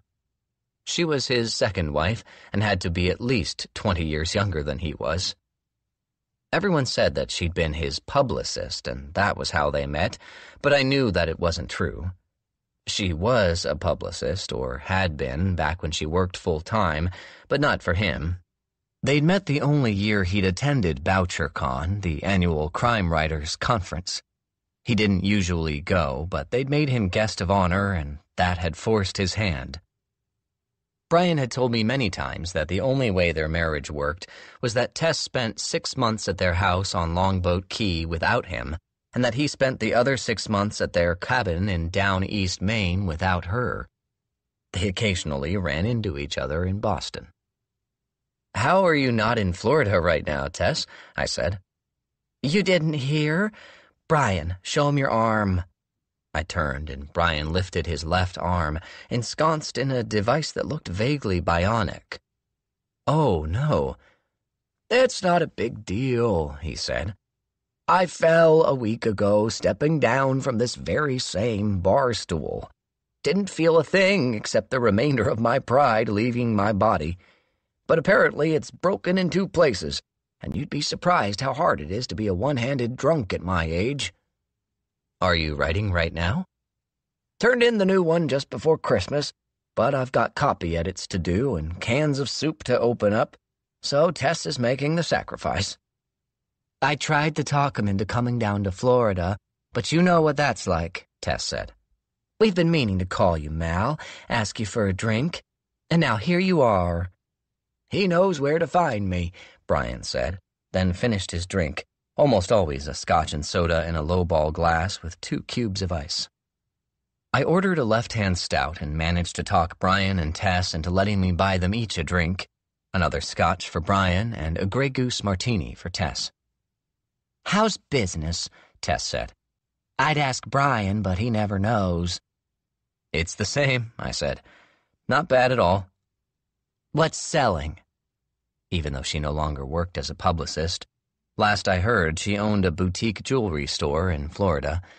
She still loved to hear about the business. I liked Tess and had defended her on a number of occasions to other people in the industry, some who saw her as a gold digger who didn't even have the decency to spend much time with her older, rich husband. But she was always nice to me, and Brian had told me several times how much he valued their marriage, how she understood how important solitude was to him, how she loved him in her own way. I stayed for 2 beers, aware the whole time that my phone might ring or buzz with a message from Gwen. When they ordered dinner, I said that I'd leave, that I had food at home to cook, which was a lie, but Brian was starting to slur a little, and I wanted to get out before the monologues started. Before I left, I said, "Did you hear about Elaine Johnson?" "Who?" Brian said. "Elaine Johnson. She used to come into the store every day before she moved to Maine. Coke bottle glasses." "Sure," Brian said, and I was surprised that Tess to my right was nodding along as well. "She died of a heart attack." "How'd you hear about that?" I almost told him. Told the two of them, I guess, about Agent Mulvey and the list, but stopped myself for some reason. "Another customer told me," I lied. "Just thought you might be interested." "Good riddance to her," Tess said, and I turned toward her, surprised. "You knew her?" I said. "Sure. She cornered me at one of Brian's readings to tell me what a hack he was. I told her I was his wife, and she burst out laughing, asking me if I read his books before I married him. I'll never forget it." Brian was smiling. "She was all right, actually. I remember her now. Told me once her favorite writer was James Crumley, so I figured she couldn't be all bad. She moved to Rockland in Maine, didn't she?" "How'd you know that?" "Emily, probably, last time I did a shift at Old Devil's. She keeps track of all the problem customers for me."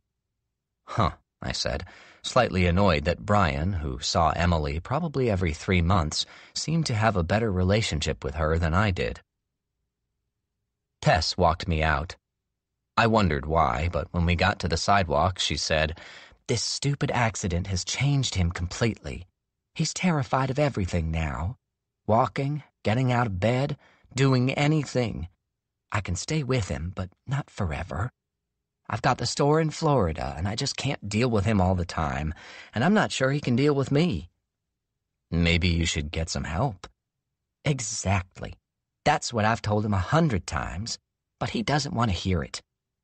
Look, if we have you over for dinner some night, will you bring it up for me? Maybe if he hears it from someone else?" "Sure," I said. "Thanks, Mal. I appreciate it. Don't get me wrong, I'd do absolutely anything for Brian, and he'd do absolutely anything for me, but helping him get out of a bathtub was not part of the deal." She pushed a strand of her long, dark hair behind one of her ears, then leaned in and kissed me on the lips before pulling me in for a hug. She'd done this before, even in front of Brian, who never seemed to mind. Tess shivered in my arms as we hugged. "Oh, how do you stand this weather?" she said as she released me. Walking home, I could smell her on my skin, a lemony perfume and the smell of olives from her martini. I ate cereal for dinner that night, read some more of The Secret History, and waited for Gwen to get in touch. I sent her one more text before going to sleep, saying that I hoped everything was all right. And it was her face I thought of as I lay in bed, not my wife's. Chapter 18. The door buzzer went off at just past 8 the following morning. I was up already and dressed, starting to brew some coffee. I pressed the intercom and a male voice came over, saying that his name was Agent Barry and asking if he could come up.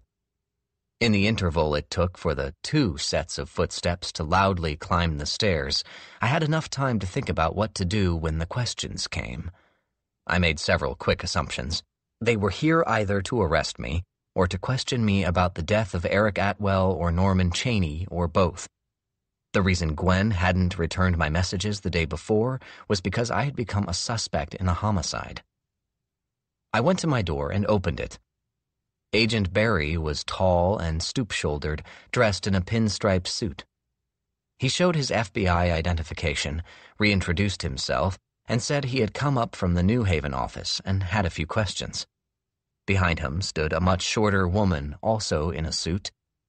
He introduced her as Agent Perez from the Boston office. I invited them both in, said that I was about to make coffee, and asked if they wanted some. Agent Barry said he wouldn't mind. Agent Perez, who was now looking out the window, said nothing. I started the coffee and felt surprisingly calm. All the adrenaline that had flooded through me after the buzzer sounded had dissipated with their arrival. I was light, almost spacey as I walked the short distance to the chair and directed them to the sofa. Agent Barry adjusted his suit pants above the knees before sitting down. He had enormous hands, spotted with age, and a large, elongated head with heavy jowls. He cleared his throat and said, "I was hoping you'd be able to shed some light on your relationship with Gwen Mulvey." "Okay," I said. "Can you tell us when you first met her?" "Sure," I said. "She called me at the bookstore, at Old Devil's, where I work, last Thursday and asked if she could come in and ask some questions. Is she all right?" "What were the questions she wanted to ask you?" he said. Agent Perez still hadn't spoken, but she had pulled out a small, spiral-bound notebook and had uncapped a pen. "She had questions about a list I'd made, a blog post from several years ago." Barry pulled out his own notebook and peered down at it. "Called 8 Perfect Murders?" I could hear what sounded like disdain in his voice. "That's right," I said. "And what were her questions related to?" I was under the impression that they already knew all about the conversation Gwen and I had had, but decided to tell them anything they wanted to know. Well, anything that I'd already told Gwen. So I began, explaining how Agent Mulvey had noticed a connection between the list I'd written in 2004 and several recent crimes. I mentioned how at first I'd considered the connection to be dubious, probably coincidental, but how we'd found the 8 books from my list at Elaine Johnson's house in Rockland. "Did it strike you as odd that Agent Mulvey asked you to accompany her on official FBI business? To visit the scene of a possible crime?" This question came from Agent Perez, the first words I had heard her speak. She leaned forward as she spoke them, the buttons of her suit jacket straining a little as though she'd recently gained weight. She couldn't have been much older than 30, with short black hair and a round face dominated by large eyes and thick brows. "I didn't," I said. "I think she honestly believed that since I'd written the list, since I'd read all the books on it, that I was the expert. She thought I might be able to notice something in Elaine Johnson's house. Also, I knew her. I'd known Elaine Johnson." "So, what did you find out from your visit to her house?" What we found out, Agent Mulvey and myself, was confirmation that someone really is using my list to commit murders, and that quite possibly it has something to do with me. "Quite possibly," Agent Barry said, his jowls quivering. Elaine Johnson was someone I knew, someone who used to come into my bookstore all the time. It's clear that her death signifies my involvement. Not my immediate involvement, but the fact that whoever is doing this either knows me, or wanted me to find out about this, or is somehow framing me. "You discussed all this with Agent Mulvey?" "Yes, we talked about all the possibilities." Agent Barry looked down at his notebook. "Just to confirm, you discussed the murders of Robin Callahan, J. Bradshaw, and Ethan Bird?" "Yes," I said. "And you discussed the murder of Bill Manso?" "The man killed near the train tracks?" Yes, we did."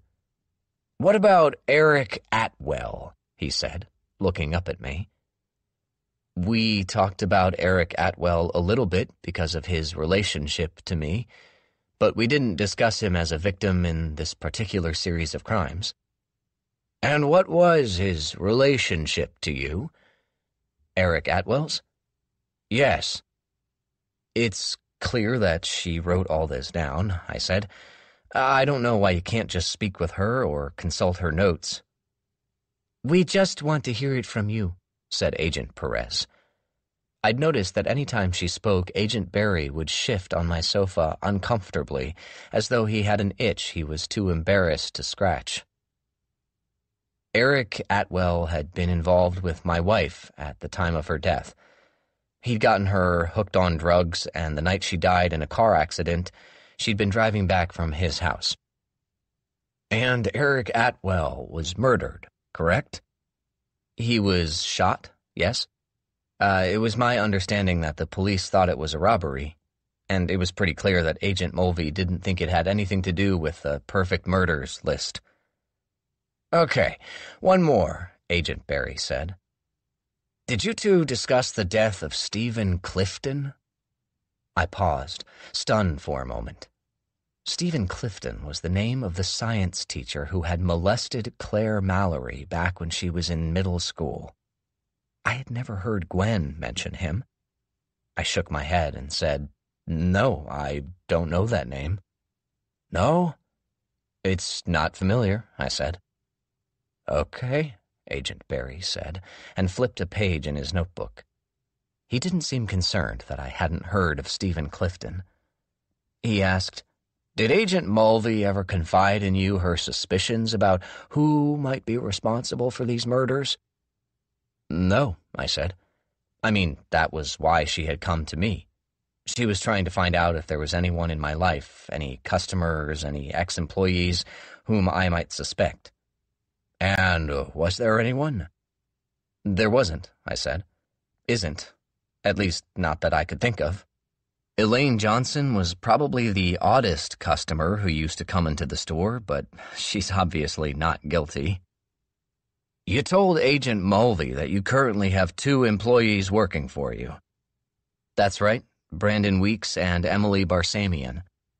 The only other person who occasionally works in the store is my co-owner, Brian Murray. Both agents wrote in their notebook. Wind buffeted the window of my apartment. Is she okay? I asked, the words coming out spontaneously. Agent Barry looked up, his lower lip between his teeth. He said, Agent Mulvey has been suspended from the agency. I need to let you know that she has been informed that she can no longer make any contact with you. Oh, I said. Why? The agents glanced at each other, then Agent Perez said, I'm afraid we can't talk about that, and any information you can provide from here on in should be provided only to me or to Agent Barry. I nodded. They looked at each other again, and Perez said, Would you be willing to come back with me to the office and give a full statement? I followed Agent Perez to Chelsea in her car, and she was the one who questioned me in a plush, small room with a recording device, plus 2 cameras mounted high in the ceiling. We started at the beginning, the origin of the list, the books I'd chosen, Gwen Mulvey, and the questions that she'd asked. She wanted to know everything about our interaction, all the details we'd talked about.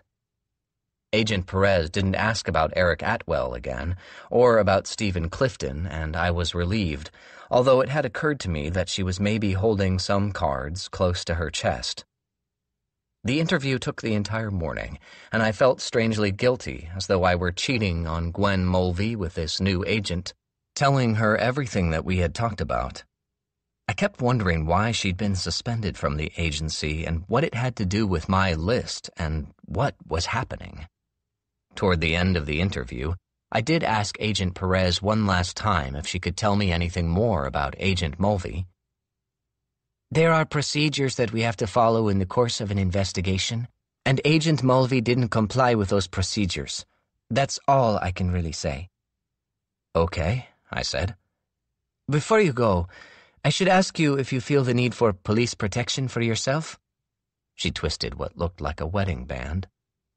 No, I guess I don't, I said, pretending like I was thinking about it. But I will be careful. One last thing before I let you go, she said. I know that you provided an alibi to Gwen Mulvey for the date of the death of Elaine Johnson, but I was hoping you could do the same, or attempt to do the same for the other murders. I can try, I said. She sent me home with a list of exact dates for the murders of Robin Callahan, Jay Bradshaw, Ethan Bird, and Bill Manso. I went onto my computer to look at my calendar, but was suddenly exhausted, unable to deal with it at that moment. I stood up, was instantly lightheaded, and realized that the only thing I'd eaten all day had been a plastic-wrapped raspberry Danish during my morning interview. I went to my kitchen and made myself 2 peanut butter and jelly sandwiches, ate them both with 2 large glasses of milk. It was 1:30. The good news was that I was getting a drink with Marty Kingship at Jack Crow's Tavern at 6 that evening. I knew he'd have more information for me on Norman Chaney's death, probably more information on Nicholas Pruitt. In the meantime, I needed to figure out what to do between now and that meeting at 6. It wasn't worth contacting Pruitt myself. Not yet, anyway.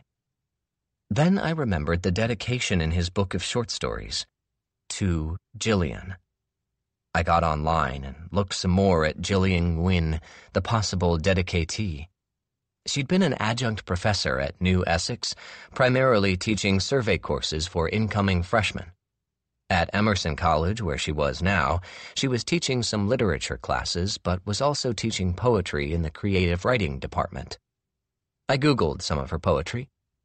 As was often the case with contemporary poets, I barely understood what I was reading, although there was one poem published in a journal called Undivider, titled Sunday Afternoon at the PEM.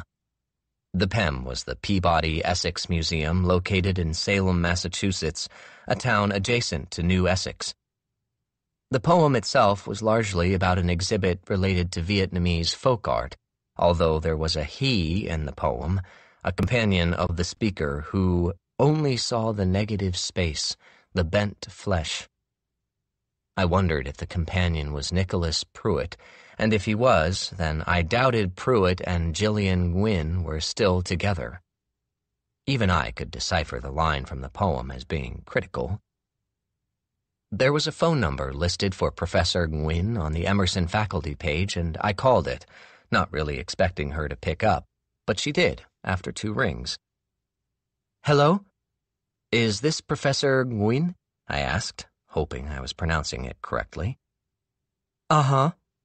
"Hi, this is John Haley," I said, spontaneously using the name of the previous owner of Old Devils. "I was wondering if I could speak with you about Nicholas Pruitt." There was a pause, and for a moment I thought she might have hung up the phone, but then she said, "How'd you get my name?"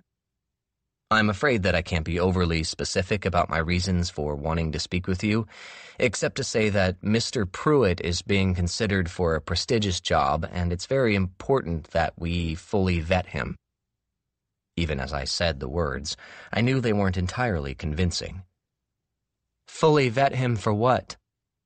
"Look, I'm right here in Boston, and time is of the essence. Is there any possible way that I could meet with you this afternoon? Either in your office, or maybe we could meet for coffee." "Did Nick list me as a reference?" she said. "I believe he mentioned you, but you wouldn't be giving an official reference.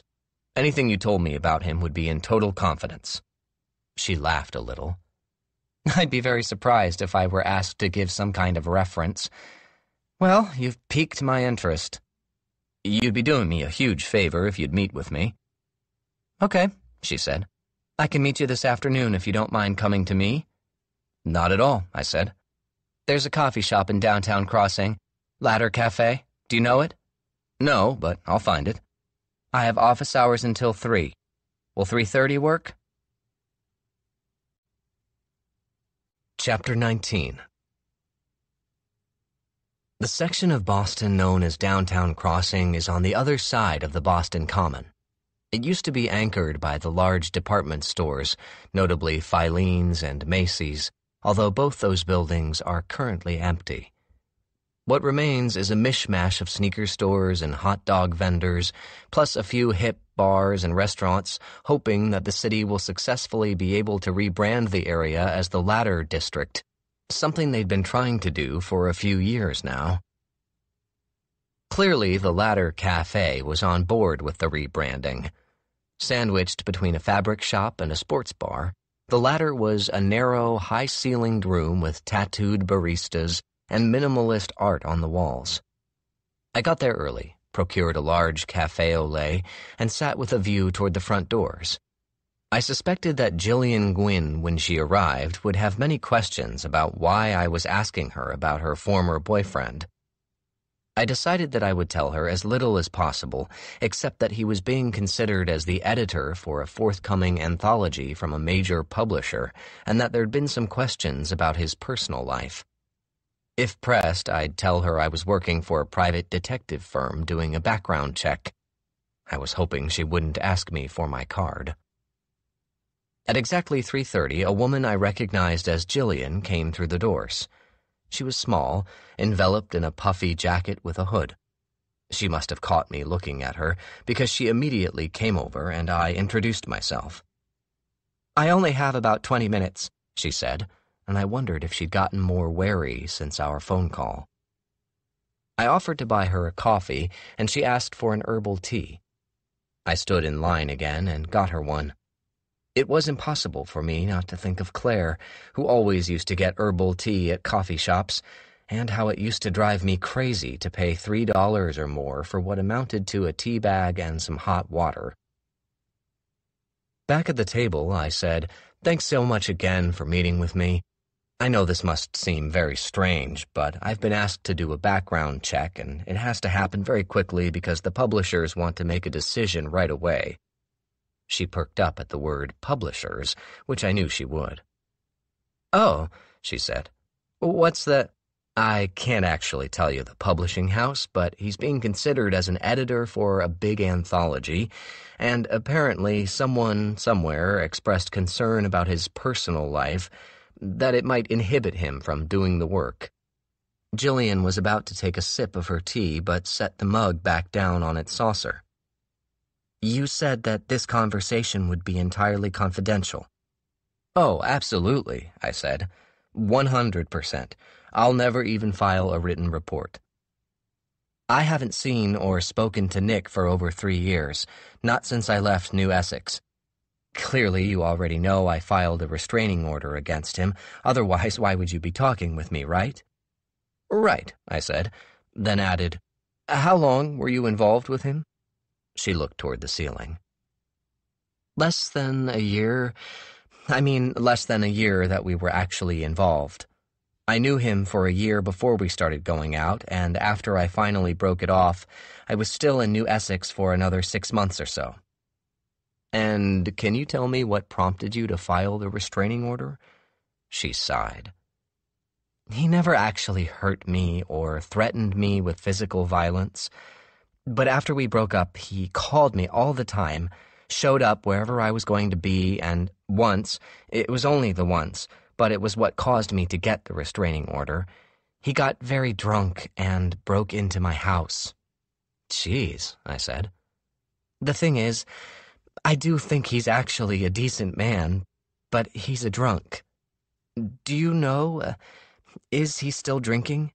The last time I spoke with him, he told me he'd been sober for over a month." "I'll be sure to find out.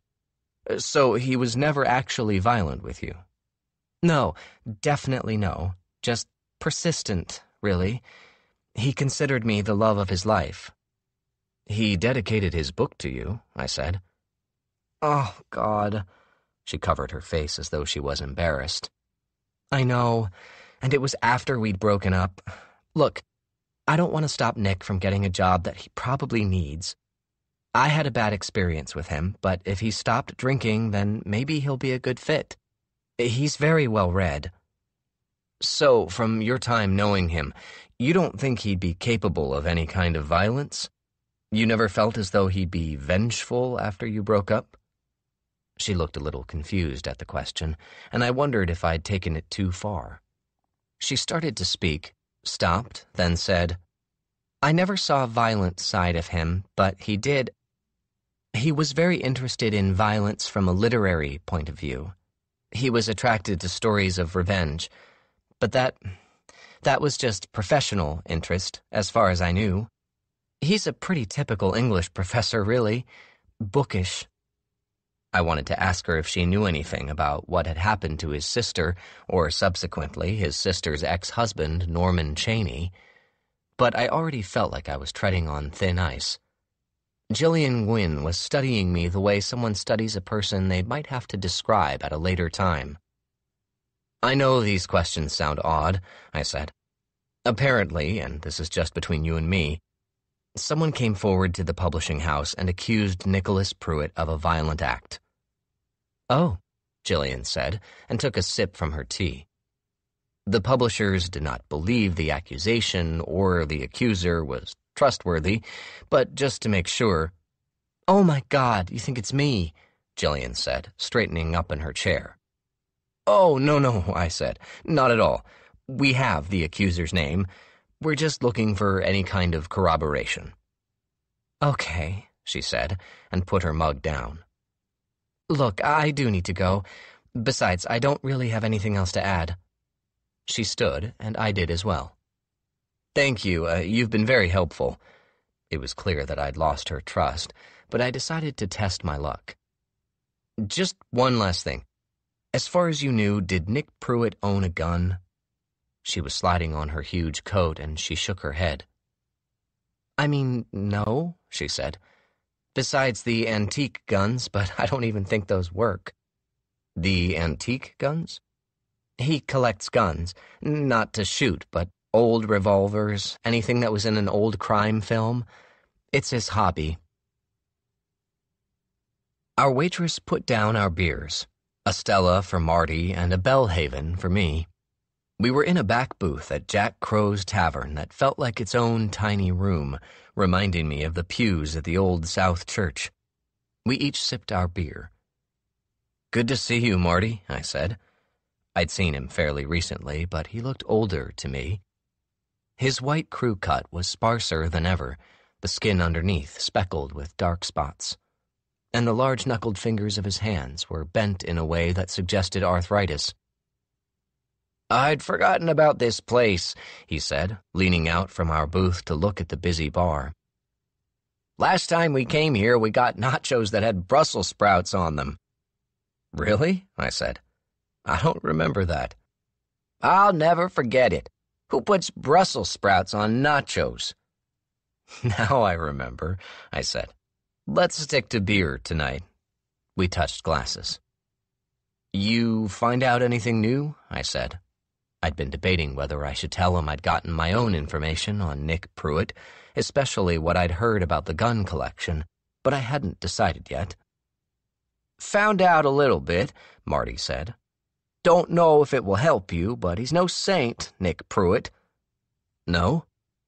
"He's been arrested twice, once for DUI and once for drunken disorderly after, get this, a Christmas Eve service. He got caught trying to steal a box of those little white candles they hand out. Also, he's had 2 restraining orders filed against him. Hold on." He reached into the pocket of his wool blazer and pulled out a spiral-bound notebook, plus a pair of reading glasses. "The first was Jody Blackberry.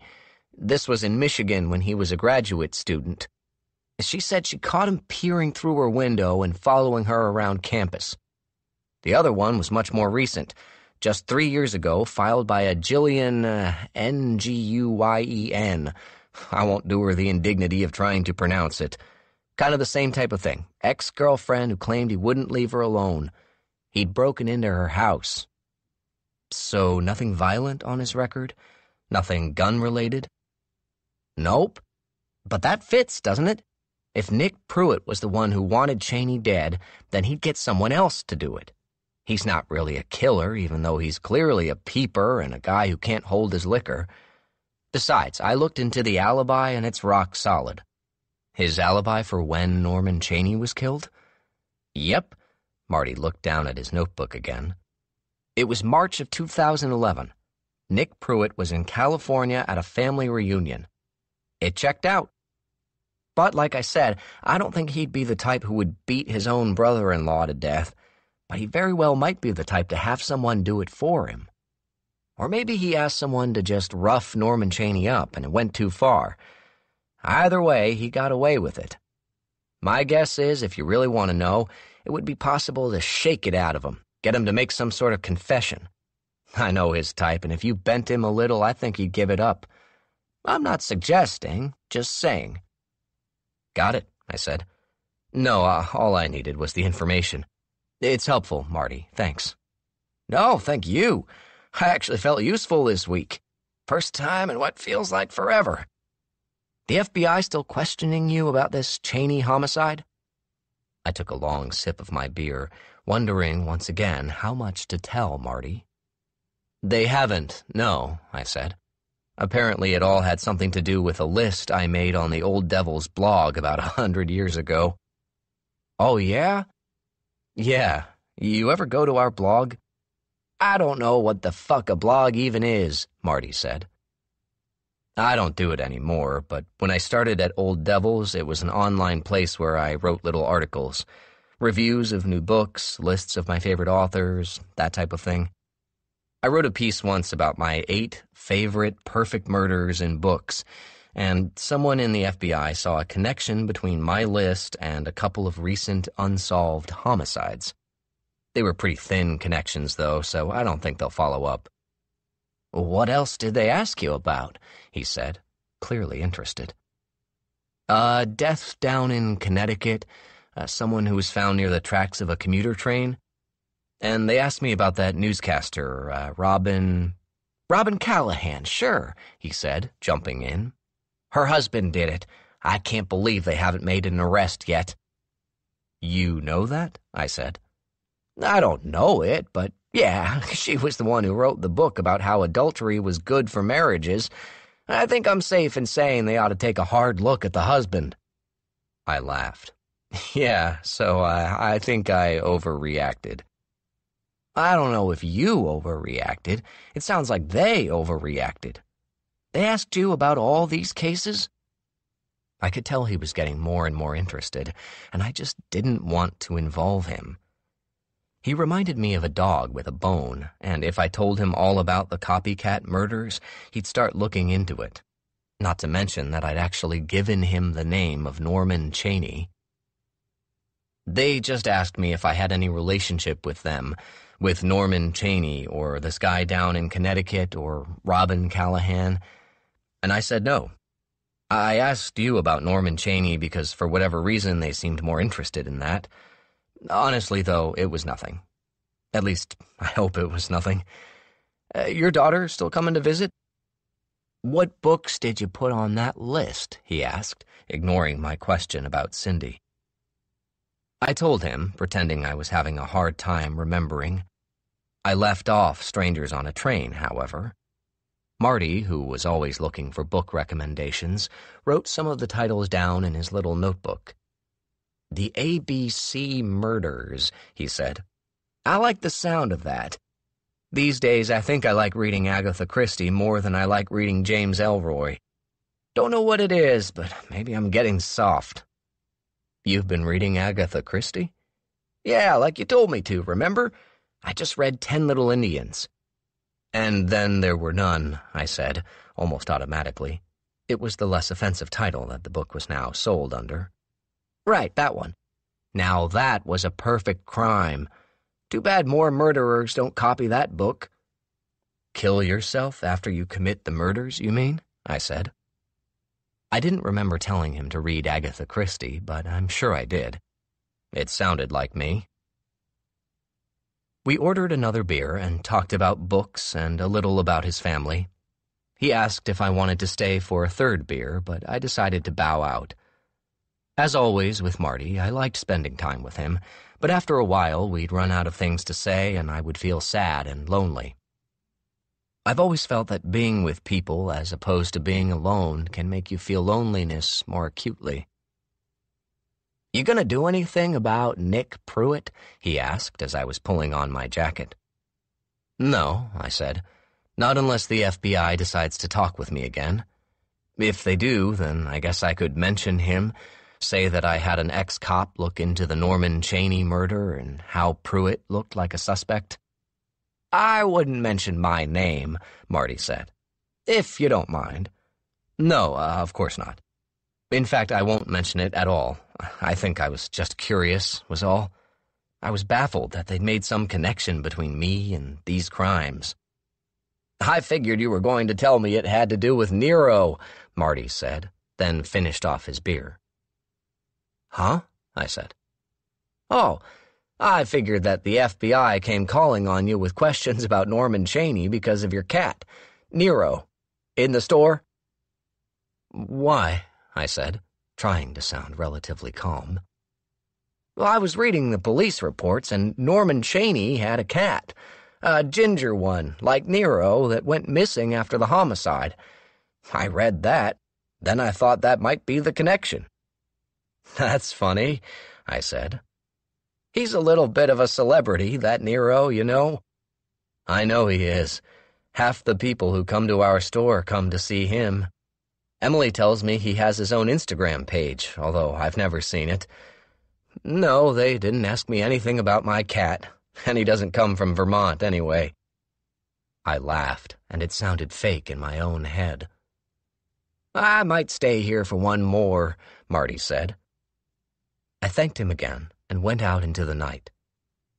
The temperature had dropped in the time I'd spent with Marty, and I walked home carefully, avoiding patches of black ice on the narrow sidewalks. When I reached my street, I didn't immediately see her waiting in the shadow of the dead linden tree in front of my house, but I did sense her. It was the feeling I'd been experiencing lately, that feeling that I was being watched. At my stairwell, she stepped out of the shadows and said, "Hi, Mal."